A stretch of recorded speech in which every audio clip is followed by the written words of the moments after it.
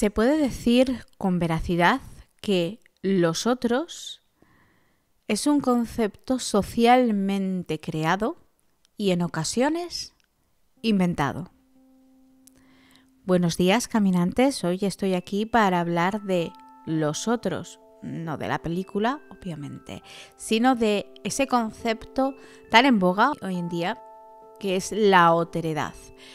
Un concepto que veo utilizar mucho de una forma que no termino de entender. Para explicaros esto tengo que rantear un poco y espero que me perdonéis. Empecemos por la palabra otro. Otro es, por definición, alguien que no soy yo, alguien diferente a mí. Y la otredad se basa precisamente en la diferencia. Normalmente, otro será siempre un ser con el que tengas contacto. Suele establecerse la otredad como una cuestión de dinámicas sociales, de grupos sociales. Y además, y aunque no es obligatorio que ocurra así, si tenemos una sociedad relativamente jerárquica, la otredad implicará también desigualdad social. Me explico. Podemos hacer un grupo a partir de una diferencia real, por ejemplo, hombres y mujeres. Para los hombres, el otro van a ser las mujeres. Y a ese otro, con una diferencia explícita, se le asignan una serie de valores y conceptos y una posición social. En nuestra sociedad, las mujeres están socialmente por debajo de los hombres y se les asignan características exclusivamente femeninas, como que son más dadas a los cuidados, que son más tiernas, más sensibles, más irracionales, todo este tipo de cosas. Todo eso, ese conjunto de características, generan un estereotipo del otro, según el cual el grupo interno, en este caso los hombres, yo suelo decir el endogrupo, se va a comportar hacia el exogrupo, o en este caso el grupo de las mujeres. Ocurre así también en casos, por ejemplo, de racismo, donde a una persona, por el hecho de ser de una raza concreta, tener una serie de características físicas concretas, se le asigna una serie de valores o características que no tienen por qué ser ni siquiera comunes en un grupo de muestreo de personas con esa característica. Se trata de una serie de prejuicios. Por ejemplo, a los asiáticos se les va a imponer la imagen de que son gente extremadamente trabajadora, extremadamente seria, con una enorme habilidad para las matemáticas. Del mismo modo, pues se le asigna a un gitano una serie de estereotipos negativos que se autoperpetuarán por el hecho de que las personas no gitanas a su alrededor lo tratarán de ciertas maneras por considerar que ese estereotipo se cumplirá. Cuando estos estereotipos, cuando estos grupos se hacen en base a un origen étnico, entonces tenemos racismo. Si se hace en base a un origen cultural, pues podremos tener xenofobia. Todo este proceso está además enraizado en el hecho de que la persona que lo lleva a cabo, aunque sea inconscientemente, porque al fin y al cabo es una gran cosa cultural, es un gran constructo y lleva siglos desarrollándose dentro de cada cultura, estará moviéndose por un cierto etnocentrismo, es decir, lo mío, lo propio, lo de mi grupo es lo normal, es lo acostumbrado, es lo que debería de ser, y lo de los demás no lo es salvaje, es negativo, es cualquier cosa. De hecho, esto lo vemos en las mismas denominaciones de los pueblos antiguos hacia otros pueblos antiguos. La palabra bárbaro básicamente quiere decir cualquier persona de otro grupo que no se comporta como yo espero, no se comporta como las personas normales, no se comporta como lo que la sociedad está intentando hacer de ellos. Obviamente, el tema de estereotipos y la presión social del prejuicio sobre el grupo social, sobre el exogrupo, que digo yo, hace una especie de profecía autocumplida, y entonces tienes personas del exogrupo que intentan de alguna manera encajar en la idea general que se ha dado del grupo, es decir, están socializadas de tal manera que deciden que necesitan encajar en el estereotipo y ser un miembro de ese grupo que se les ha asignado. Todo ellos y nosotros da pie a justificar un montón de desigualdades, también da pie a justificar las guerras. Los romanos iban por ahí expandiendo su imperio diciendo que iban a civilizar a los pobres bárbaros. Y de hecho, hasta cierto punto, algunos pueblos conquistados por los romanos llegaron a tener algunas ventajas de esa conquista. Véase saneamientos o inversiones, pero al mismo tiempo tuvieron muchas desventajas.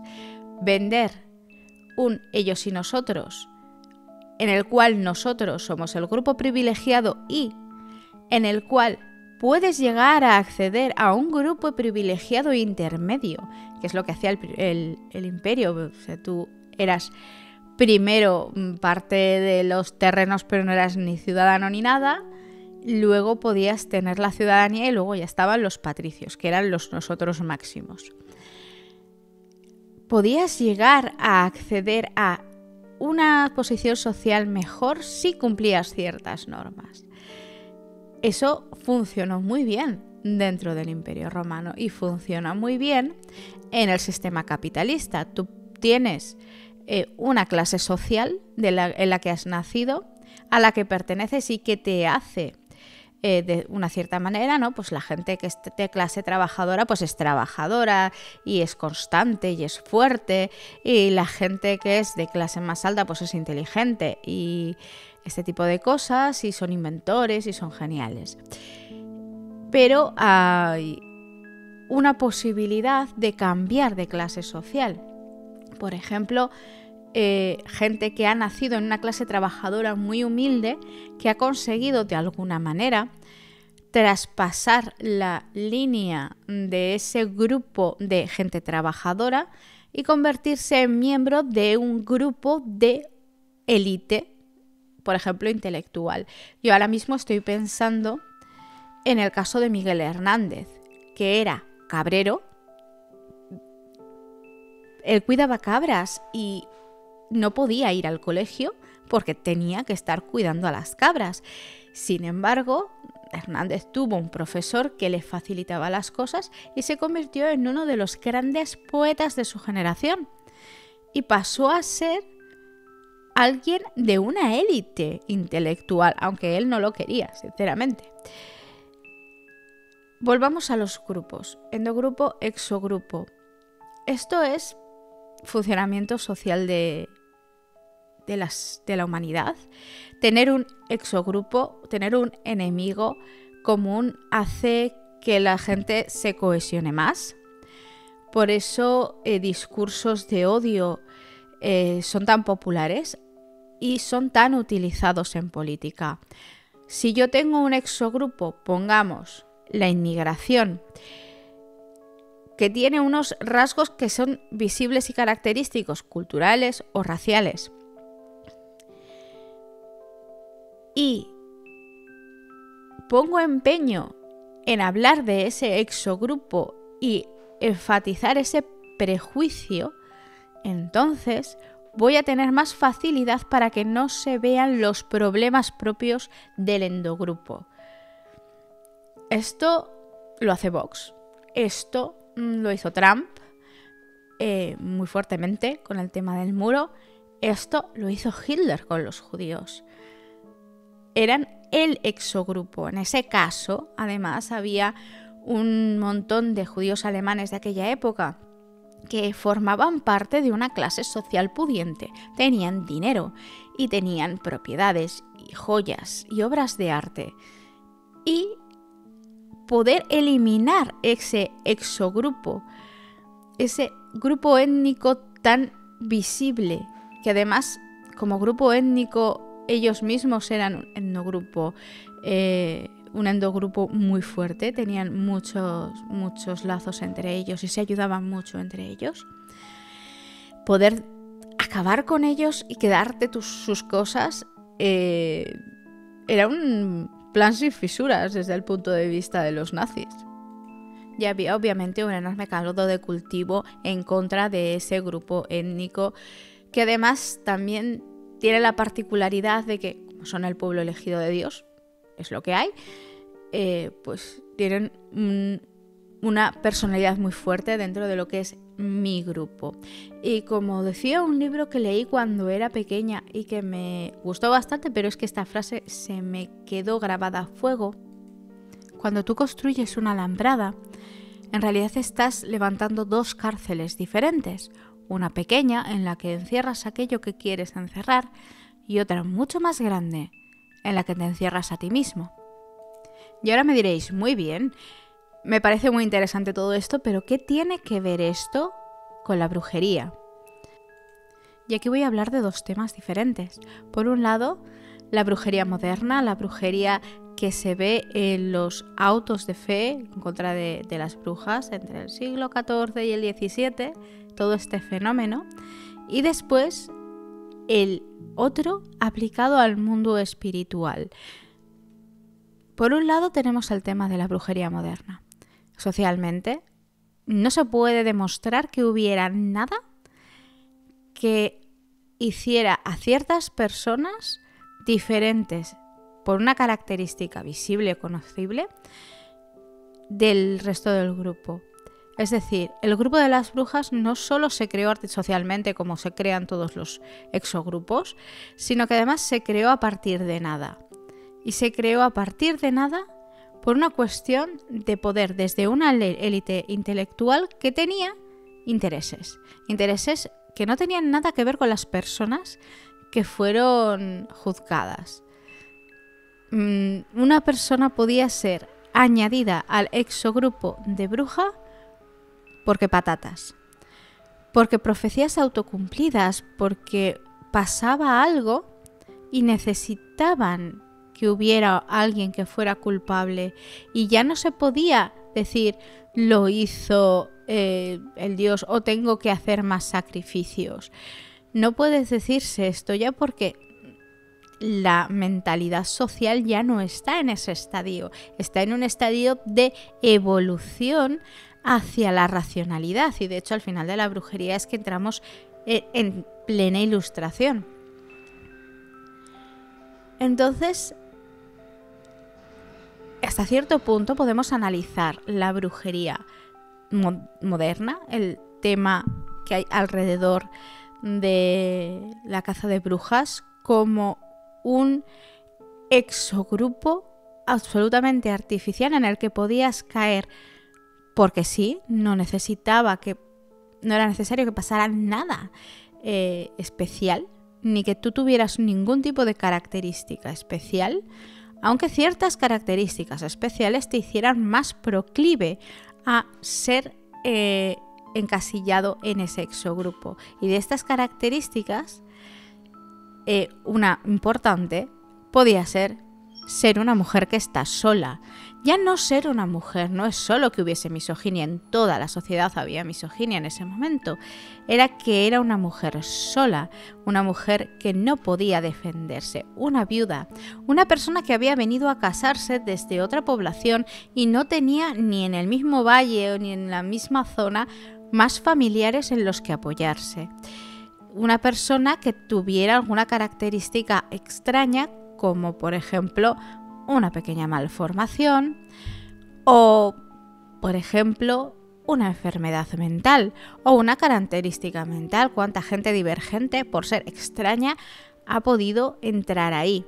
En este punto es interesante que recordemos que normalmente la gente que hace brujería, la gente que hace magia y magia fuera de los estamentos sacerdotales, es siempre alguien de fuera. Son extranjeros, son gente lejana en todas las épocas. Nunca forman parte de nuestro grupo, incluso los que han nacido en nuestro grupo. Por ejemplo, el magi, el mago, la palabra ya nos lleva hasta Persia en origen, hasta el persa, y llega a nosotros a través del griego antiguo, y designaba a un sacerdote, pero también a alguien que hacía magia. Y antes de designar al sacerdote persa, designaba a un pueblo, a un imperio que había en aquella zona, así como entre el mar Caspio y Mesopotamia, es decir, los confines del mundo conocido.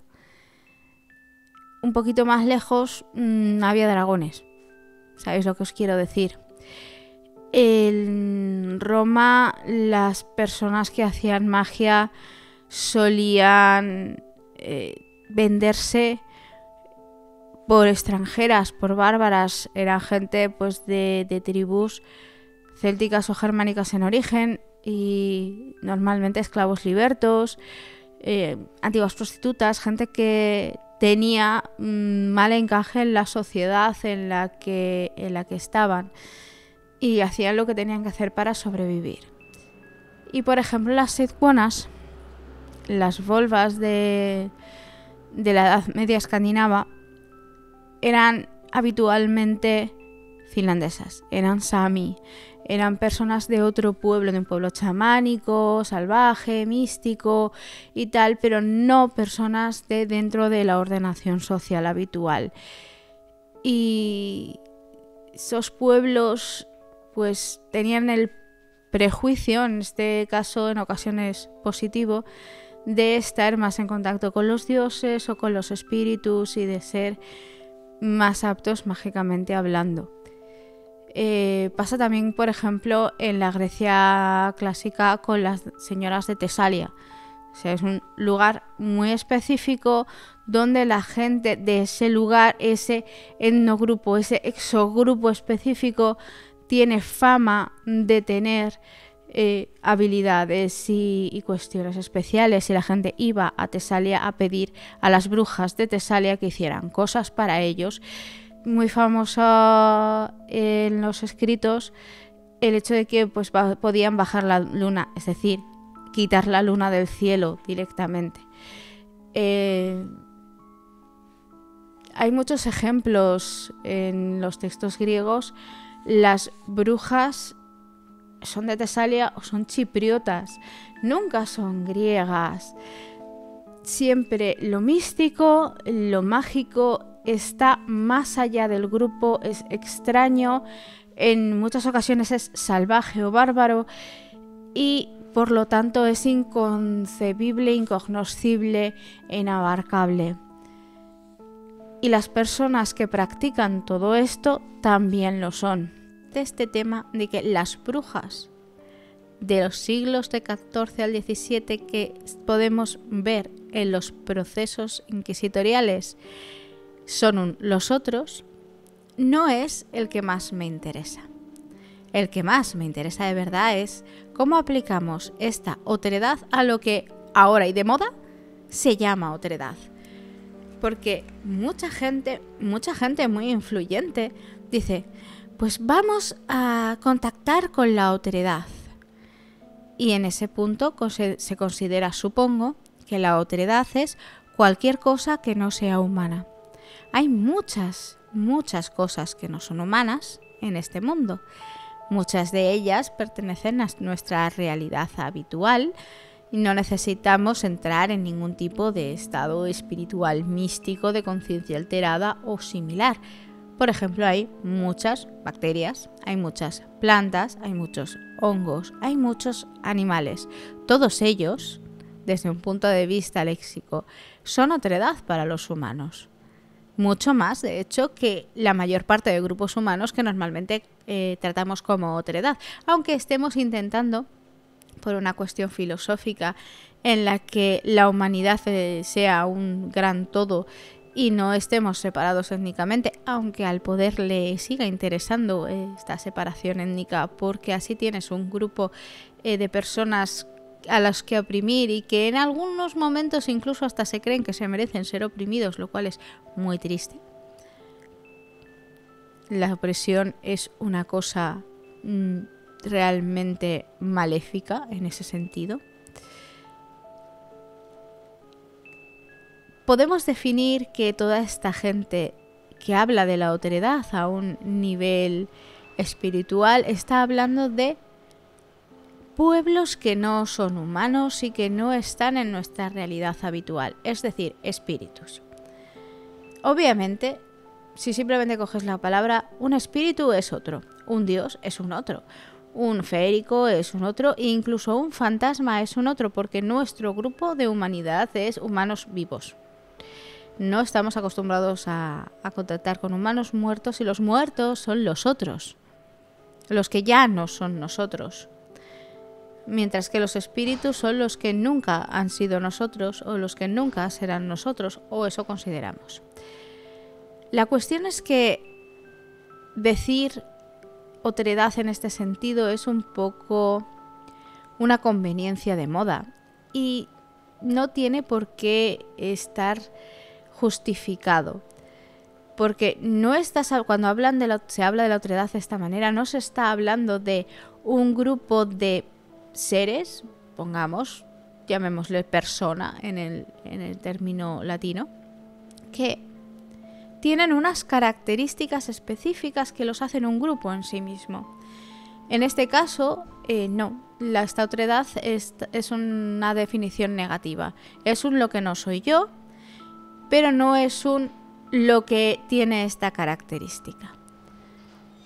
Cuando hablamos de antepasados, sí hacemos lo que tiene esta característica.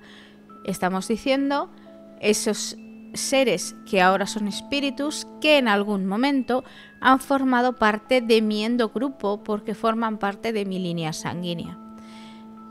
Cuando hablamos de fantasmas, estamos hablando de personas de entidades espirituales que fueron en algún momento humanos y ya no. Esa es la característica definitoria. Pero cuando se habla de la otredad en general, es tan difuso que no hay una característica definitoria. Sería un término paraguas realmente enorme. También se ha usado seres del otro lado o el otro lado directamente. Y también se ha hablado de otras metáforas para decir que no estamos hablando ya de esa realidad cotidiana, sino de una realidad diferente para la cual yo tengo que prepararme o yo tengo que entrar en un estado específico y que no me voy a encontrar con ello cuando voy a comprar el pan por la mañana. Que son términos como cruzar el cerco o hablemos del velo. Todos estos términos tienen su propia idiosincrasia y seguramente sería mucho más productivo hablar de ellos en otros programas. Pero en este caso sí que voy a señalar que todos estos términos se refieren a la idea de cambiarte a ti para acercarte a un otro. Y aunque en nuestro caso esto viniera a ser más bien como a hacer un curso de un idioma extranjero y de una cultura extranjera, en otros casos puede llegar a ser incluso, si nos pasamos un poco, algo parecido a intentar hacer blackface. Habiendo soltado semejante piedra, también os digo que no estoy diciendo que sea incorrecto o esté mal utilizar el concepto de otredad hacia los seres espirituales. Obviamente no son tú, no forman parte de tu endogrupo, no puede ser, porque tú eres un ser humano, un endogrupo bastante bien definido y obviamente ellos no. Personalmente creo que ser muy conscientes del hecho de que los seres con los que estamos hablando, con los que nos estamos relacionando y que estamos descubriendo no son humanos, puede ser un buen punto de partida.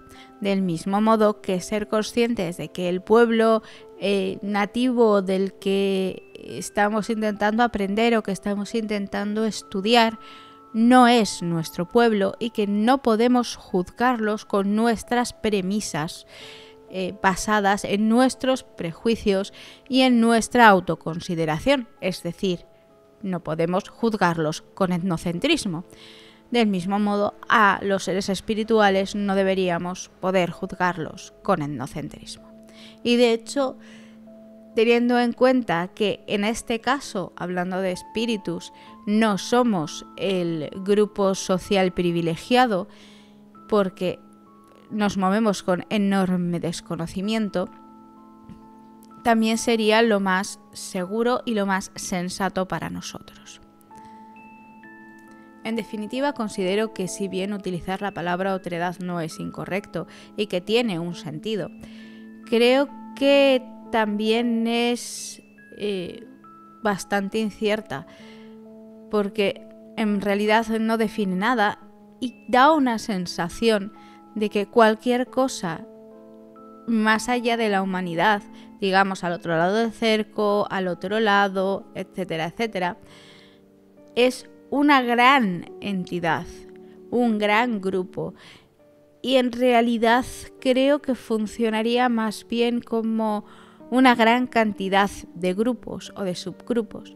Y esto habría que analizarlo personalmente, con cada practicante y su filosofía y su visión, su paradigma de lo que es el mundo espiritual. Porque obviamente no hay nada cierto y no hay ninguna demostración posible en este plano a ese respecto. Creo que en ese sentido, cuando uno habla con las otras metáforas que ya hemos utilizado, especialmente cuando se habla de cruzar el cerco, saltar el cerco, cabalgar el cerco, cruzar al otro lado, viajar al más allá, viajar a otro plano astral, etcétera, etcétera. Todas estas metáforas son geográficas y no sociales. Y al ser geográficas da una sensación de que tú pisas un terreno en el que hay cosas. No que tú te pones en contacto con la guía de teléfonos de la ciudad de los espíritus. En ese sentido, estas metáforas, aunque son incluso mucho más abiertas, son menos arriesgadas, porque al ser más abiertas dan la posibilidad de que tu mente se prepare a muchas más cosas. Y ahora me vais a decir, nos has mentido, Ichiber, no has hablado de los otros, solo has hablado de la otredad. Y os digo, tenéis razón, no os he hablado de los otros, porque hay muchos otros y de hecho nosotros mismos podemos llegar a ser los otros. Ya no solo por una cuestión de percepción, yo tengo un endogrupo y cualquier persona fuera de este endogrupo me puede considerar los otros. De hecho, cualquier persona cumple más de un rol social y por tanto puede estar en tu endogrupo en un momento dado y en un exogrupo en el siguiente. Una cosa muy sencilla es mi familia nuclear, somos nosotros y en ese momento somos endogrupo todos, pero yo soy la única mujer de este endogrupo. Por tanto, si a mi alrededor de repente quieren hacer un chicos versus chicas, ellos son su endogrupo y yo soy exogrupo.